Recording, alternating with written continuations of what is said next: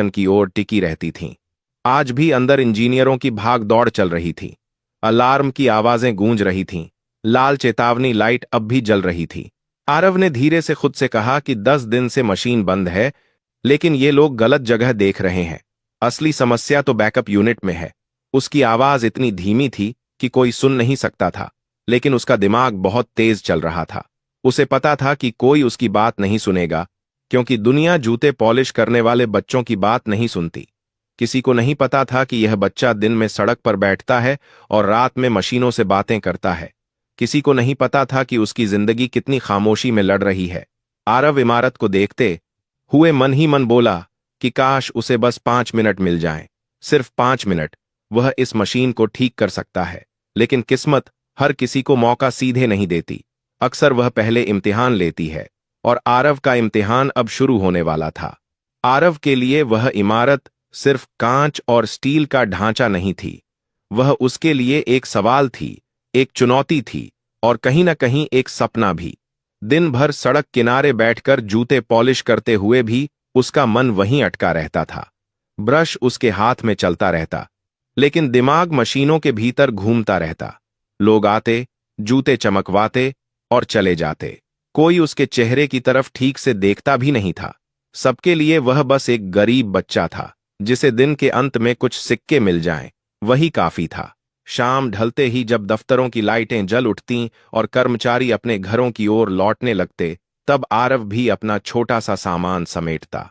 उसके कदम तेज नहीं होते थे, लेकिन मन में एक बेचैनी रहती थी।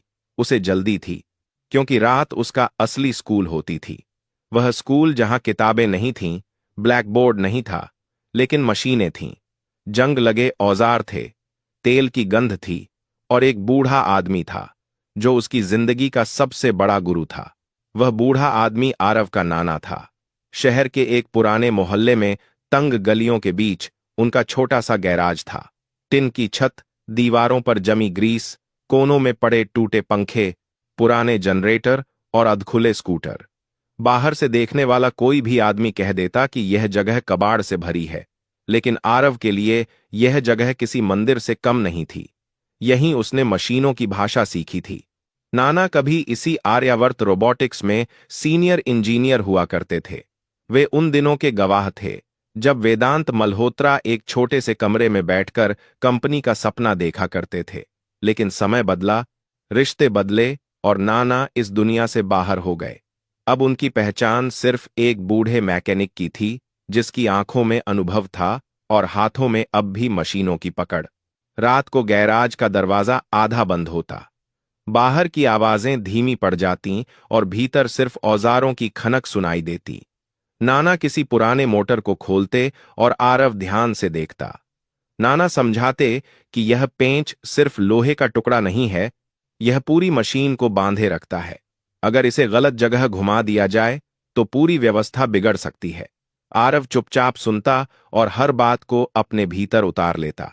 नाना अक्सर कहते कि मशीन को सिर्फ आंखों से मत देखो, उसे महसूस करो, उसकी आवाज सुनो, उसके कंपन को समझो। हर मशीन बोलती है, बस सुनने वाला चाहिए। आरव मुस्कुरा देता। उसे यह सब अजीब नहीं लगता था, क्योंकि वह सच में मशीनों की आवाज सुन सकता था। वह यह नहीं जानता था कि यह साधारण समझ नहीं थी, बल्कि एक असाधारण क्षमता थी। घर के भीतर हालात